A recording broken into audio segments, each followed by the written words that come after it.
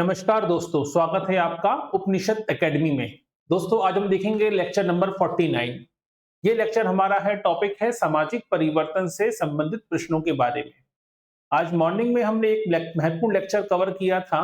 वो था हमारा लेक्चर नंबर 48, जिसमें हमने देखा था डीपी मुखर्जी और आपके डेविड हार्डीमैन से संबंधित प्रश्नों के बारे में। ठीक है, आज हम शुरुआत कर रहे हैं एक महत्वपूर्ण टॉपिक की। सामाजिक परिवर्तन से संबंधित 24 प्रश्नों को हमने शामिल किया है। अब सामाजिक परिवर्तन का जो टॉपिक है वो काफी विस्तृत है, वो 20-25 क्वेश्चनों से कवर नहीं होगा। कई सारे पार्ट इसके लिए आपको बनाने पड़ेंगे हमें। तो आज हम पार्ट, एक प्रकार से देखा जाए तो पार्ट 1 की तरह लीजिएगा इसको, जिसमें हमने 23-24 प्रश्नों को शामिल किया है। कल के लेक्चर में 25 प्रश्नों को और शामिल करेंगे जो सामाजिक परिवर्तन से संबंधित होंगे, जिसमें पार्ट 2 लिख दिया जाएगा ताकि आपको कोई परेशानी नहीं होगी। ठीक है, चलिए तो शुरुआत करते हैं आज के टॉपिक से। और आज का हमारा जो एमसीक्यू लेक्चर है, लेक्चर नंबर 49, जो जुड़ा हुआ है सामाजिक परिवर्तन से। काफी सामान्य से प्रश्न है, लेकिन ये वो सब प्रश्न हैं जो अलग अलग परीक्षाओं में आ चुके हैं। ठीक है, चलिए तो शुरुआत करते हैं आज के पहले क्वेश्चन से। पहला प्रश्न है, ग्रीन के अनुसार सामाजिक परिवर्तन क्यों होते हैं? कारण है पहला ऑप्शन, सामाजिक वातावरण के कारण।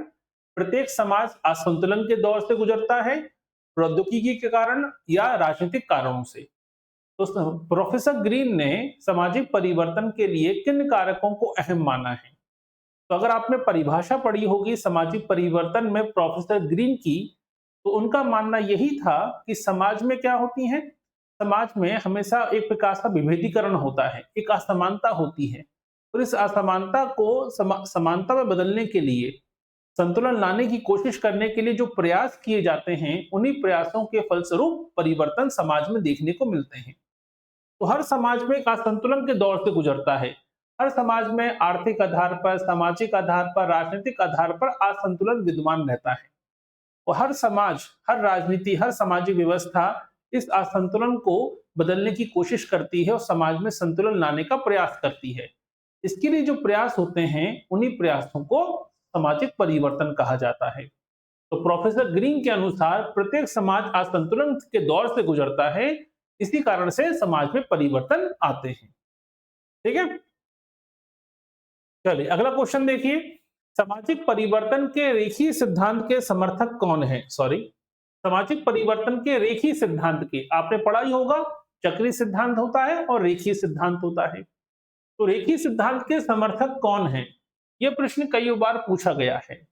स्पेंगलर, टॉयनबी, ठीक है, काम्ट, मार्क्स, वेबलेन, पेरेटो या सोरोकिन, हार्टलिट्स या गांधी जी। तो कौन है चक्रीय परिवर्तन या रेखीय परिवर्तन के समर्थक?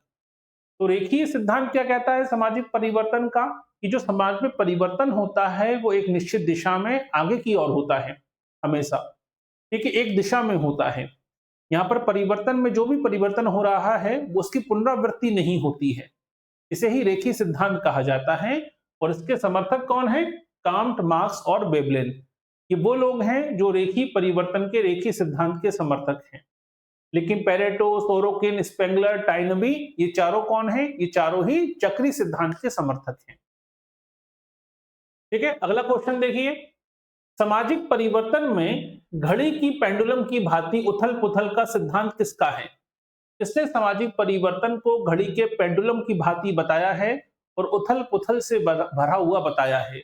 अब ये जो प्रश्न पूछे जाते हैं ऐसे, ठीक है, इनके क्वेश्चन आने की संभावना ज्यादा होती है। ठीक है, किसने? टॉयनबी ने, स्पेंगलर ने, सोरोकिन ने या वेबलेन ने? किसने सामाजिक परिवर्तन की बारे में घड़ी के पेंडुलम से तुलना करते हुए, ठीक है, उथल पुथल से युक्त बताया है? ठीक है, आप सबने पढ़ा ही होगा इसके बारे में। टॉयनबी ने, स्पेंगलर ने, सोरोकिन ने या फिर आपके वेबलेन ने। तो आपने इसके एक सिद्धांत पढ़ा होगा, 3 प्रकार की संस्कृतियों की बात करी है। किसने? सोरोकिन ने। ठीक है, आदर्शात्मक, इंद्रिय परक और विचारात्मक। और समाज में जो परिवर्तन आते हैं, इन तीनों संस्कृतियों में पेंडुलम की भांति समाज घूमता रहता है। जब कोई समाज इंद्रिय परक होता है, फिर वो आदर्शात्मक होता है, फिर वो विचारात्मक हो जाता है। जो समाज विचारात्मक हैं वो आदर्शात्मक होंगे, फिर वो इंद्रिय परक हो जाएंगे। यानी पेंडुलम की भांति, ठीक है, तीनों संस्कृतियों में समाज यहां से वहां होता रहता है। तो ये सिद्धांत किसने दिया?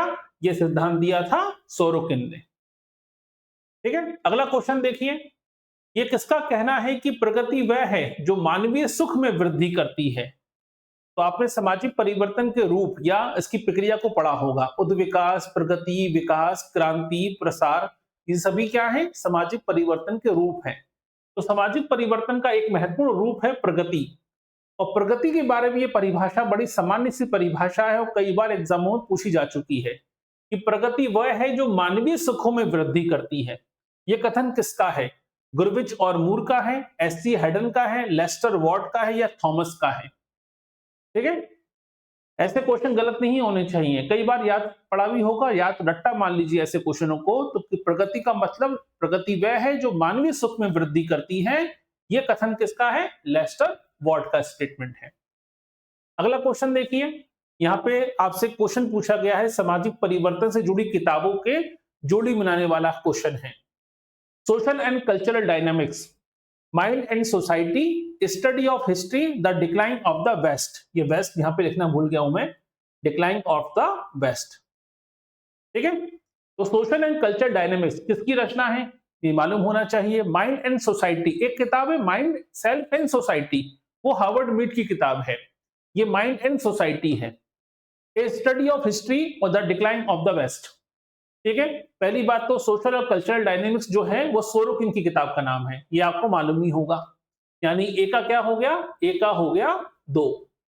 माइंड एंड सोसाइटी ये पेरेटो की किताब है और इसी किताब में इन्होंने सिद्धांत दिया था अभिजात वर्ग के परिभ्रमण का सिद्धांत। यानी बी का क्या हो गया? बी का हो गया 1।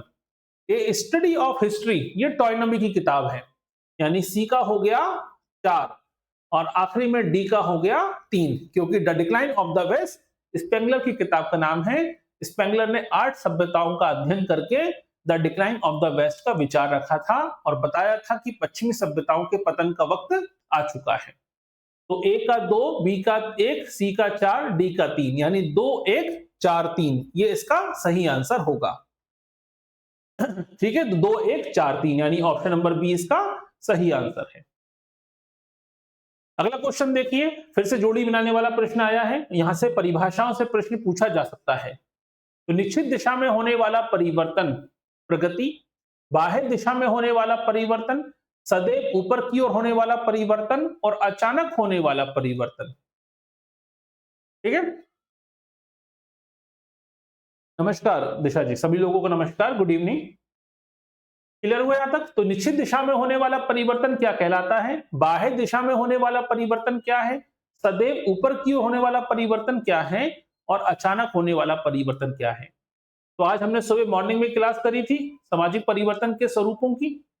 तो अचानक होने वाला परिवर्तन हमेशा क्या कहलाता है? क्रांति कहलाता है, यानी डी का तो क्लियर हो गया 4। सदैव ऊपर की ओर होने वाला परिवर्तन यह कहलाता है विकास, डेवलपमेंट, याद रखिएगा, यानी सी का हो गया 3। बाह्य दिशा में होने वाला परिवर्तन, आज हमने सुबह मॉर्निंग में क्लास पढ़ी थी एवोल्यूशन। एवोल्यूशन का मतलब ही क्या होता है? एवोल्यूअर से बना है, लैटिन भाषा का शब्द है, मतलब बाहर की ओर प्रसारित होना। यानी बी का क्या हो गया? बी का हो गया 2, यानी उद्विकास। और एक निश्चित दिशा में मूल्यों के अनुसार योजनाबद्ध तरीके से होने वाला परिवर्तन प्रगति कहलाता है, यानी ए का हो गया 1, यानी 1 2 3 4 इसका सही आंसर होना चाहिए। ठीक है, तो परिभाषाओं से भी आपको जानकारी, क्वेश्चन पूछे जा सकते हैं। छोटी छोटी परिभाषाओं से ऐसे प्रश्न पूछे जाते रहे हैं। अगला प्रश्न देखिए, सामाजिक परिवर्तन से उत्पन्न होता है, क्या उत्पन्न होगा समाज में जब परिवर्तन आता है? तो प्रगति होती है, विखंडन होता है, अंतःक्रिया होती है या लाभ की इच्छा होती है? ये 4 ऑप्शन नहीं है, ये 4 विकल्प दिए गए हैं। अब आपको 4, ठीक है, इसमें से छांटना है। 1 2 सही, 2 3 4 सही, ठीक है, 1 और 4 सही, क्या है आंसर? तो पहले ध्यान से क्वेश्चन को पढ़िए कि सामाजिक में परिवर्तन होगा तो क्या पैदा होगा, क्या उत्पन्न होगा? स्वाभाविक सी बात है, जब भी सोसाइटी में चेंजेस होते हैं तो प्रगति तो होती है। जब भी सोसाइटी में चेंजेस होते हैं तो हर व्यक्ति चेंजेस को एक्सेप्ट नहीं कर सकता, तो कुछ समाज में परंपराएं टूटती भी हैं, यही कारण है कि विखंडन भी होता है, स्वाभाविक सी बात है। लेकिन सामाजिक परिवर्तन से अंतःक्रिया होती है? नहीं, अंतःक्रिया से सामाजिक परिवर्तन हो सकता है, विचारों की अंतःक्रिया से, लेकिन सामाजिक परिवर्तन से अंतःक्रिया नहीं होती। और लाभ की इच्छा लाभ के लिए नहीं होता है, कल्याण के लिए किए जाते हैं सामाजिक परिवर्तन। इसका मतलब 3 और 4 तो नहीं हो सकता। सही आंसर क्या होगा? 1 और 2। यानी इसका आंसर क्या होना चाहिए? ए। 1 और 2 सामाजिक परिवर्तन के ये परिणाम होते हैं। अगला क्वेश्चन, अंतः सांस्कृतिक परिवर्तन सामाजिक परिवर्तन की अपेक्षा अधिक विस्तृत है, ये किसका कहना है? यानी कल्चरल चेंजेस को सामाजिक परिवर्तन से अधिक महत्वपूर्ण या अधिक विस्तृत माना है किस विचारक ने? किंग्सले डेविस ने, मैकाइवर पेज ने, लूमले ने या जॉनसन ने? अब ऐसे क्वेश्चनों में आपको परिभाषाएं अच्छे से याद होनी चाहिए। ठीक है, कोई भी डाउट हो, क्वेश्चन हो, पूछते जाइएगा। ठीक है, ये क्लासेस याद रखिए, एप्लीकेशन पे लाइव रहेगी, यूट्यूब पर रिकॉर्डेड रहेगी। जो लोग लाइव करना चाहते हैं वो एप्लीकेशन डाउनलोड करके ठीक है जुड़ सकते हैं। तो अंतर सांस्कृतिक परिवर्तन सामाजिक परिवर्तन की अपेक्षा अधिक विस्तृत है, ये जो स्टेटमेंट दिया है किसने दिया है? मैकाइवर एंड पेज का स्टेटमेंट है। ठीक है, अगला क्वेश्चन देखिए, सामाजिक परिवर्तन की परिभाषा लोगों के कार्य करने की विधियों तथा विचारों में होने वाले परिवर्तन के रूप में की जा सकती है। यानी समाज में जो सोशल चेंजेस होता है सोसाइटी में, वो लोगों के कार्य करने की तरीका क्या है और लोगों के विचारों में क्या परिवर्तन आ रहा है, इस रूप में सामाजिक परिवर्तन को परिभाषित किया जा सकता है। ये कथन, ये विचार किसका है? वीजे कोहेन का, एफडी जॉनसन का, सैमुअल काइनिंग का या ई जीन्स का? अब ऐसे क्वेश्चन आपको कहां से मिलेंगे? ठीक है, सबसे आसान तरीका देखिए, यूपी पीजीटी की अगर आपने तैयारी की है, बिहार पीजीटी की तैयारी, बिहार की पीएससी के बारे में पेपर देखा होगा आपने, या झारखंड पीएससी, तो खासकर यूपी पीसीएस का पेपर होता था पहले, ऑप्शनल सब्जेक्ट होता था। सिविल सर्विस के जो एग्जाम होते हैं उत्तर प्रदेश में, हर स्टेट में पहले 2012 से पहले ऑप्शनल पेपर होता था। ऑप्शनल पेपर में सोशियोलॉजी ऑप्शनल सब्जेक्ट होता था, जिसमें 120 या बहुत से स्टेट में 150 क्वेश्चन पूछे जाते थे, लेकिन 120 का पैटर्न था। अगर आपके पास पुराने पेपर हैं, ठीक है, अगर आपको पेपर मिल सकते हैं यूपी पीसीएस के, जिसमें ऑप्शनल सब्जेक्ट इनका सोशियोलॉजी रहा हो, उस किताब में आपको भर के बहुत सारे क्वेश्चन मिल जाएंगे टॉपिक वाइज, क्योंकि वो एक आयोग के द्वारा बनाए गए पेपर है, तो क्वेश्चन भी ऑथेंटिक होते हैं और काफी विस्तृत होते हैं। ठीक है, ये सारे क्वेश्चन वहीं से निकाले गए हैं, जो 2005 में 2006 में सामाजिक परिवर्तन से यूपी पीसीएस ने क्वेश्चन बनाए हैं, बिहार पीसीएस ने क्वेश्चन बनाए हैं, उससे क्वेश्चन यहाँ से निकाले गए हैं। ठीक है, तो ये जो स्टेटमेंट है किसका स्टेटमेंट है? ये जॉनसन का स्टेटमेंट है, एफडी जॉनसन के द्वारा ये स्टेटमेंट दिया गया। अगला आता है, मोंटेस्क्यू का नाम किससे जुड़ा है या किससे समृद्ध है? सामाजिक परिवर्तन के भौगोलिक कारकों से, सामाजिक परिवर्तन के आर्थिक कारकों से, सामाजिक परिवर्तन के प्रौद्योगिकी कारकों से, सामाजिक परिवर्तन के सांस्कृतिक कारकों से? किन कारकों से जुड़ा हुआ है मोंटेस्क्यू का नाम? ठीक है, जवाब देते जाइएगा सभी लोग।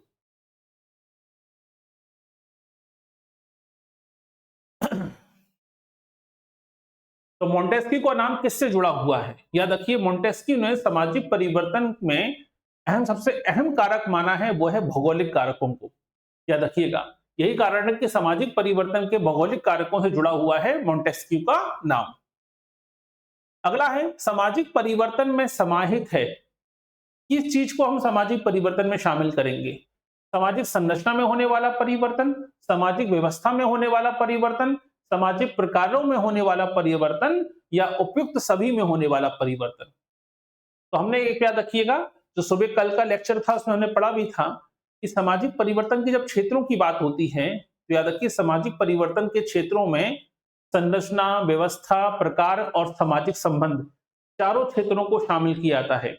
अगर समाज में सामाजिक संबंधों में परिवर्तन आए, संस्थाओं के प्रकारों में परिवर्तन आ रहा हो, समाज की संरचना में परिवर्तन आ रहा हो और समाज की व्यवस्था में अगर परिवर्तन आ रहा हो, चारों प्रकार के परिवर्तनों को सामाजिक परिवर्तन के क्षेत्र में शामिल किया जाता है। यानी सही आंसर क्या होगा? उपयुक्त सभी। अगला प्रश्न, निम्नलिखित में से कौन सी सामाजिक प्रगति की सहायक दशाएं हैं? यानी अगर आपको सोशल देखा जाए, प्रोग्रेस करनी है, ठीक है, तो प्रोग्रेस या प्रगति के लिए आवश्यक दशाएं कौन सी हैं जो प्रोग्रेस में सपोर्ट करती हैं? पहला, शिक्षा का उच्च स्तर, सही बात है, अगर एजुकेशन का हाई लेवल होगा तो प्रोग्रेस ज्यादा होगी। प्रौद्योगिकी और वैज्ञानिक प्रगति, ये भी सही बात है। अनुकूल भौगोलिक पर्यावरण, अगर आपका वातावरण सही है, अनुकूल है, ठीक है, आपको आगे बढ़ने का मौका मिल रहा है, तो क्यों नहीं प्रगति होगी? स्वाभाविक सी बात है। अभी आप देख रहे हैं उत्तराखंड में, हिमाचल प्रदेश में बादल फट रहे हैं या बाढ़ आ रही है, लैंडस्लाइड हो रही है। तो ऐसे इलाके में वहां पे सरवाइव करना कितना कठिन हो जाता है। किसी व्यक्ति ने, ठीक है, अपना पूरा मकान खो दिया, किसी ने अपना रोजगार खो दिया, ठीक है, अब उसे फिर से पूरा सरवाइव करना पड़ेगा। तो वहां की भौगोलिक वातावरण देखा जाए तो प्रगति के लिए अनुकूल नहीं है। वो सीमित अनुकूलन है वहां पे, बस सीमित। हो सकता है कि आने वाली पीढ़ी, आप जो मकान बना रहे हैं, वो आपके आने वाली पीढ़ी को प्राप्ति ना हो पाए लैंडस्लाइड के चलते। तो ऐसे में कहीं ना कहीं आपके भौगोलिक वातावरण भी, पर्यावरण भी बड़ा महत्वपूर्ण होता है प्रोग्रेस के लिए। और फिर आता है उपयुक्त सभी। इसका मतलब उपयुक्त सभी यानी ये सभी तीनों कारण जरूरी हैं सामाजिक प्रगति के लिए। अगला क्वेश्चन देखिए, निम्नलिखित में से कौन समरेखीय उद्विकास सिद्धांत का समर्थक नहीं है? ध्यान समझिएगा, नहीं है। समरेखीय उद्विकास, आज हमने सुबह मॉर्निंग में क्लास पढ़ी थी। उद्विकास के 3 रूप होते हैं, समरेखीय, बहुरेखीय और चक्रीय। चक्री को ही कहते हैं पैराबोलिक। तो समरेखीय उद्विकास सिद्धांत का समर्थक कौन नहीं है? मॉर्गन, टाइलर, हैडन या स्टीवर्ड? बड़ा आसान क्वेश्चन है। तो समरेखीय उद्विकास की बात हो रही है। एक होता है बहुरेखीय उद्विकास और एक होता है पैराबोलिक या चक्रीय उद्विकास। चक्रीय उद्विकास की बात आती है तो लेस्ली वॉट का नाम आता है, याद रखिए। ठीक है, बहुरेखीय उद्विकास का बात होती है तो आपके स्टीवर्ड, जूलियन स्टीवर्ड का नाम आता है। इसका मतलब वो बहुरेखीय उद्विकास से जुड़े हुए हैं, समरेखीय उद्विकास से नहीं। तो मॉर्गन, टाइलर, हैडन, काम्ट, बेकोफन, ये सभी किससे जुड़े हुए हैं? समरेखीय। जूलियन स्टीवर्ट जुड़े हुए हैं बहुरेखीय उद्विकास से। अगला क्वेश्चन देखिए, निम्नलिखित में से सामाजिक परिवर्तन का टॉयनबी का सिद्धांत कौन सा है? ठीक है, टॉयनबी ने कौन सा सिद्धांत दिया था? सांस्कृतिक विलंबना का सिद्धांत, आर्थिक निर्णयवादी सिद्धांत, प्रौद्योगिकी निर्णयवादी सिद्धांत या चुनौती प्रत्युत्तर का सिद्धांत? कौन सा सिद्धांत है जो टॉयनबी के द्वारा प्रस्तुत किया गया? ठीक है, तो सांस्कृतिक विलंबना का सिद्धांत किसने दिया? ऑर्गबन ने दिया था। 1922 में किताब लिखी थी सोशल चेंज। तो ये सामाजिक सांस्कृतिक विलंबना यानी कल्चरल लैग की थ्योरी दी थी ऑर्गबन ने, यानी ये तो नहीं हो सकता। आर्थिक निर्णयवादी सिद्धांत ये कार्ल मार्क्स का है। ठीक है, वेबलेन ने थ्योरी दी थी, प्रौद्योगिकी निर्णयवादी सिद्धांत दिया, वेबलेन का द्वारा दिया गया सिद्धांत है। और टॉयनबी ने सिद्धांत दिया है, उसे हम कहते हैं चुनौती और प्रत्युत्तर का सिद्धांत। द स्टडी ऑफ हिस्ट्री नाम की किताब लिखी और इस किताब में इन्होंने 21 सभ्यताओं का अध्ययन किया और 21 सभ्यताओं के अध्ययन के पश्चात चुनौती और प्रत्युत्तर का सिद्धांत दिया। ठीक है, अगला क्वेश्चन है, सामाजिक परिवर्तन के सिद्धांत में किस समाजशास्त्री ने सिंह और गीदड़, याद रखिएगा, बहुत सी किताबों में शेर और भेड़िया मिलता है, बहुत सी किताबों में सिंह और गीदड़ मिलता है, इन शब्दों का प्रयोग किया है? ठीक है, सोरोकिन, पेरेटो, अगस्ट काम्ट या लेविस क्रूजर? किसने गीदड़ और शेरों की शब्दावली का इस्तेमाल किया है सामाजिक परिवर्तन को समझाने के लिए?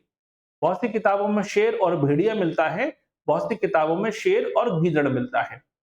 ठीक है, लेकिन क्वेश्चन तो आपको समझ में आ गया होगा, क्योंकि यह सिद्धांत बताता है राजनीतिक क्षेत्र में होने वाले परिवर्तन को, जिसे स्थापित किया अभिजात वर्ग के परिभ्रमण के सिद्धांत में। ठीक है, और अभिजात वर्ग का परिभ्रमण का सिद्धांत दिया था पेरेटो ने। ठीक है, अगला है, उस परिवर्तन के लिए जो कि मानवीय खुशहाली को बढ़ाता है, अच्छाई के लिए तथा इच्छित दिशा की ओर बढ़ता है, कौन सी अवधारणा नहीं है? ठीक है, उस परिवर्तन के लिए जो मानवीय खुशहाली को बढ़ाता है, अच्छाई के लिए होता है, इच्छित दिशा की ओर होता है, कौन सी अवधारणा नहीं है? ठीक है, विकास, वृद्धि, उद्विकास या प्रगति? वैसे मेरे हिसाब से ठीक है, यहां पे नहीं है, गलत लिखा है, यहां होना चाहिए अवधारणा है। उस परिवर्तन के लिए जो मानवीय खुशहाली को बढ़ाता है, अच्छाई के लिए होता है और इच्छित दिशा में होता है। ठीक है, कौन सी अवधारणा है? इसको पढ़ेंगे तो सही आंसर होगा। ठीक है, सभी लोग आंसर लगाना शुरू कीजिए। विकास, वृद्धि, उद्विकास या प्रगति? प्रगति की जब बात आती है तो हमेशा कल्याण की बात आती है, याद रखिएगा। तो ऐसा परिवर्तन जो इच्छित दिशा में हो, अच्छाई के लिए हो, मानव कल्याण से जुड़ा हुआ हो, नैतिक मूल्यों से जुड़ा हुआ हो, इस प्रकार के परिवर्तन को ही प्रगति कहा जाता है। ठीक है, क्लियर है यहां तक? तो यहां पर लिख लीजिएगा है, नहीं हटा दीजिएगा। अगला क्वेश्चन है, निम्नलिखित में से कौन सा एक कथन सही नहीं है।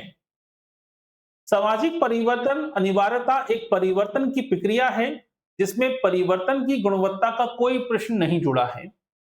सामाजिक परिवर्तन एक मूल्यवाही संकल्पना है। सामाजिक परिवर्तन अपने दायरे और गति में भिन्न हो सकता है। सामाजिक परिवर्तन अंतर्जात और वही जात स्रोतों से प्रारंभ हो सकता है। कौन सा स्टेटमेंट सही नहीं है परिवर्तन के संदर्भ में? सामाजिक परिवर्तन अनिवार्यता एक परिवर्तन की प्रक्रिया है जिस परिवर्तन की गुणवत्ता का कोई प्रश्न नहीं है। ठीक है, ध्यान से समझिए क्वेश्चन को और बताइए कौन सा स्टेटमेंट सही नहीं है। ये तो सही बात है कि सामाजिक परिवर्तन अनिवार्य है। यह भी सही बात है कि सामाजिक परिवर्तन का दायरा, इसकी गति भिन्न भिन्न हो सकती है। यह भी सही बात है कि सामाजिक परिवर्तन आंतरिक और बाह्य दोनों ही कारणों से पैदा हो सकता है। लेकिन यह गलत है कि सामाजिक परिवर्तन मूल्यवाही संकल्पना है। क्या कुछ भी वृद्धि होना या कोई भी परिवर्तन सामाजिक परिवर्तन होगा? ठीक है, सीधी सी बात है भाई, सामाजिक परिवर्तन हम उसी परिवर्तन को कहेंगे जो नैतिक हो, ठीक है, मानव जाति के अनुकूल हो, जो मूल्यों से जुड़ा हो, हमारे सिद्धांतों से जुड़ा हो। ऐसे परिवर्तन को ही हम सामाजिक परिवर्तन के रूप में देखते हैं। याद रखिएगा, यही कारण है कि मूल्यवाही संकल्पना ये गलत है। क्या कोई सामाजिक परिवर्तन मूल्य रहित हो सकता है जिसमें हमारी कोई वैल्यू ना जुड़ी हो, जिसमें कोई नैतिकता ना हो, मापदंड ना हो, ठीक है, समाज के प्रथाएं ना हो? ऐसा नहीं हो सकता। यही कारण है कि मूल्यवाही संकल्पना कहना अपने आप में गलत है सामाजिक परिवर्तन को। अगला प्रश्न देखिए, सामाजिक परिवर्तन के विकासवादी सिद्धांत ये सुझाते हैं। विकासवादी सिद्धांत मतलब एवोल्यूशन थ्योरी, यानी उद्विकासी सिद्धांत की बात हो रही है। ठीक है, पहला स्टेटमेंट है समाज सरल से जटिल हो जाता है। दूसरा स्टेटमेंट, समाज की प्रगति रेखीय रूप में होती है।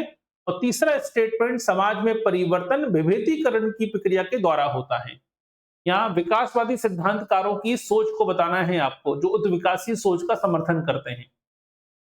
ठीक है, तो समाज में सरल से जटिलता की ओर होता है, सही बात है। हमेशा जो एवोल्यूशन होता है वो सरलता से जटिलता की ओर होता है। दूसरा, समाज की प्रगति रेखीय होती है, उद्विकासी परिवर्तन रेखीय परिवर्तन का समर्थन करता है, चक्रीय नहीं। और तीसरा, परिवर्तन की विभेदीकरण की प्रक्रिया के द्वारा होता है, सही बात है। समाज में हमेशा असंतुलन होता है, इस असंतुलन को संतुलित करने के लिए ही परिवर्तन होता है। और विकासवादी सिद्धांत के जो सिद्धांतकार हैं उन तीनों बातों का समर्थन करते हैं। अब आपसे क्वेश्चन पूछा गया कौन सा स्टेटमेंट सही है? एक सही है, दो सही है, दो तीन सही है, या एक दो तीन सही है? देखा जाए तो तीनों ही स्टेटमेंट सही हैं। अगला प्रश्न देखिए, ऑर्गन के सामाजिक परिवर्तन के सिद्धांत में किन शब्दों का प्रयोग नहीं किया गया है?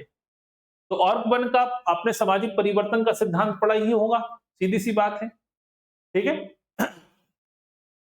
तो कौन सी दो प्रकार की संस्कृतियों का उल्लेख नहीं किया गया है?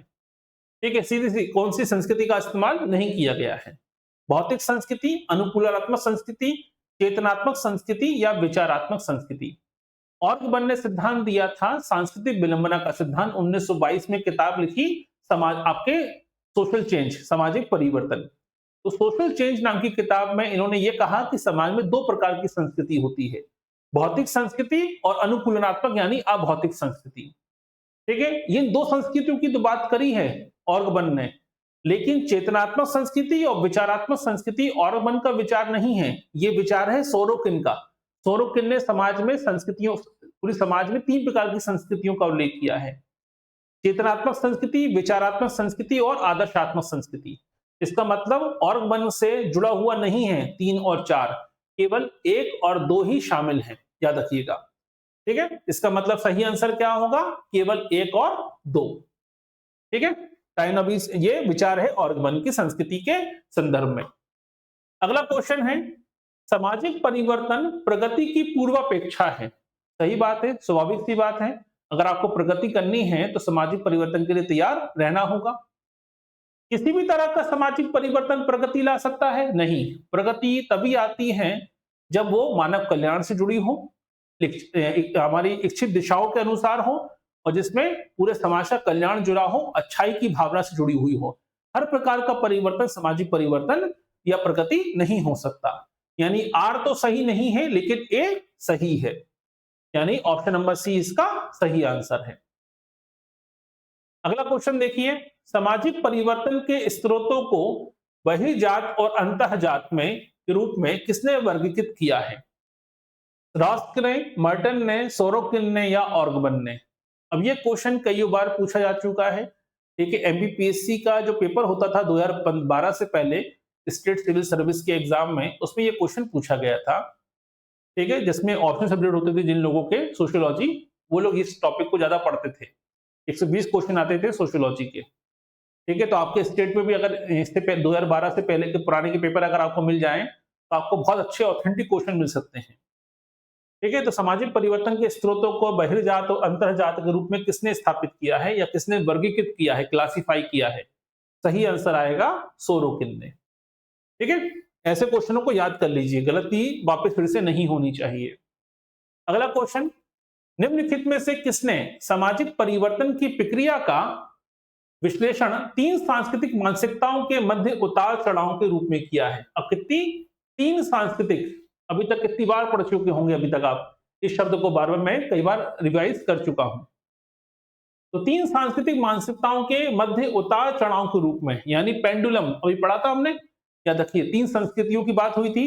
पेंडुलम की भांति समाज में उथल पुथल होती रहती है, उतार चढ़ाव होता रहता है। तो ये विचार किसका है? ये क्वेश्चन आपसे पूछा गया है।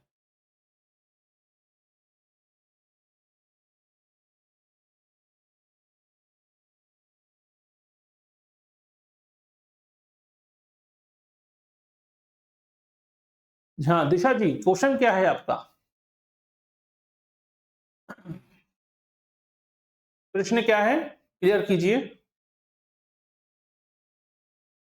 ठीक है, तो ये क्वेश्चन क्या है आपका? सामाजिक परिवर्तन की बात हो रही थी, 3 संस्कृतियों की बात हो रही थी, पेंडुलम की बात हो रही थी, तो स्वाभाविक सी बात है आपको याद आ चुका होगा ऑप्शन नंबर डी, सोरोकिन।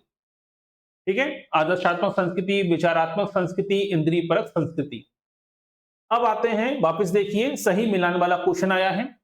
अभिजात वर्ग का परिभ्रमण, परिवर्तन का चक्रीय सिद्धांत, परिवर्तन का उद्विकासीय सिद्धांत, सांस्कृतिक विलंबना। अब तो याद हो गया होगा। सांस्कृतिक विलंबना का सिद्धांत किसने दिया? ऑर्गबन ने दिया था।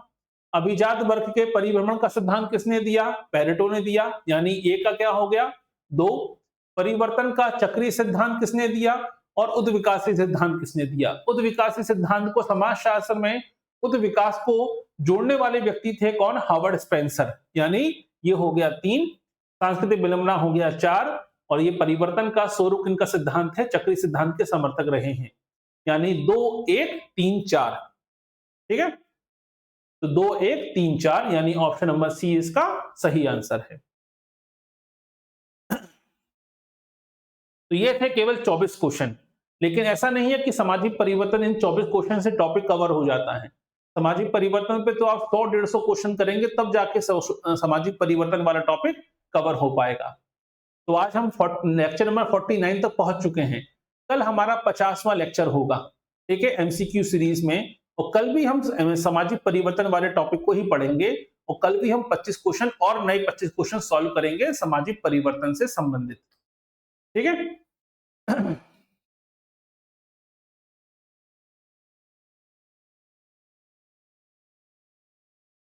चलिए, कथन कारण वाला प्रश्न है आपका। आप पीपीटी जो आपको पीडीएफ मिल जाएगी इस लेक्चर की, ठीक है, टेलीग्राम पर, उसको डाउनलोड कर लीजिएगा, प्रिंट आउट निकाल लीजिएगा।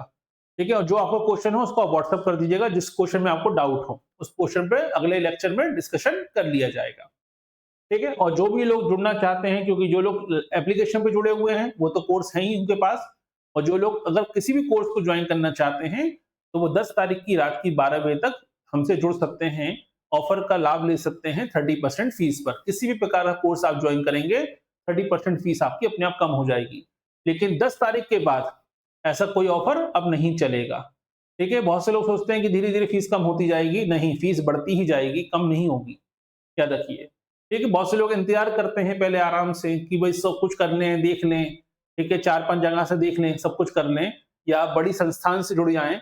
बड़े संस्थान के कोर्स थोड़े महंगे होते हैं, अगर आपको उनसे जुड़ना है तो आप उनसे भी जुड़ सकते हैं, अच्छा पढ़ा रहे हैं तो कोई दिक्कत नहीं है। हमें महत्वपूर्ण टारगेट होना चाहिए, सिलेक्शन लेना है। ठीक है, किसी से भी पढ़ के लें, चाहे हमसे पढ़िए, किसी से भी पढ़िए, महत्वपूर्ण है सिलेक्शन होना चाहिए, और जो आपको पढ़ाया जा रहा है वो आपके सिलेबस के अकॉर्डिंग हो, वो आपको समझ में आ रहा हो, और आपको एक कॉन्फिडेंस हो कि हाँ पढ़ेंगे तो हमारा सिलेक्शन हो जाएगा। फिर आप हमसे पढ़िए, यूट्यूब पर पढ़िए या किसी भी कोचिंग से पढ़िए, बस पढ़िए, अच्छे से तैयारी कीजिए, सिलेक्शन लेके बाहर हो जाइए। ठीक है? चलिए, तो मुलाकात होगी कल, और कल हम सुबह जैसा कि एप्लीकेशन पे लेक्चर होता है हमारा, उसमें तो हम कवर करेंगे ही कल लेक्चर को, और साथ ही साथ कल सामाजिक परिवर्तन के 25 और प्रश्नों को शामिल करेंगे। क्योंकि सामाजिक परिवर्तन को आप 24-25 प्रश्नों से बांध नहीं सकते, आपको ज्यादा से ज्यादा क्वेश्चन इसमें सॉल्व करने ही पड़ेंगे। ठीक है? तो उम्मीद है ये क्वेश्चन आपको अच्छे लगे होंगे। ठीक है? और महत्वपूर्ण काम ये कीजिएगा कि पहले प्रिंट आउट निकाल लीजिएगा, टेलीग्राम पे अपलोड कर दिया जाएगा।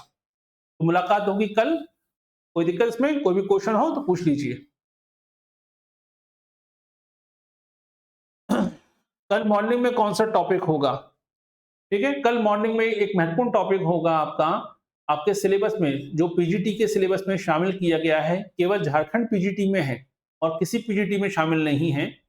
लेकिन टॉपिक का नाम है अल्प विकास के सिद्धांत वाला टॉपिक होगा, अल्प विकास आपके पीजीटी के सिलेबस में शामिल किया गया है। उसी को हम शामिल शुरुआत करेंगे कल सुबह 10 बजे के लेक्चर में। ठीक है, तो बने रहिए हमारे साथ, मिलते हैं अगले लेक्चर में। बहुत बहुत धन्यवाद।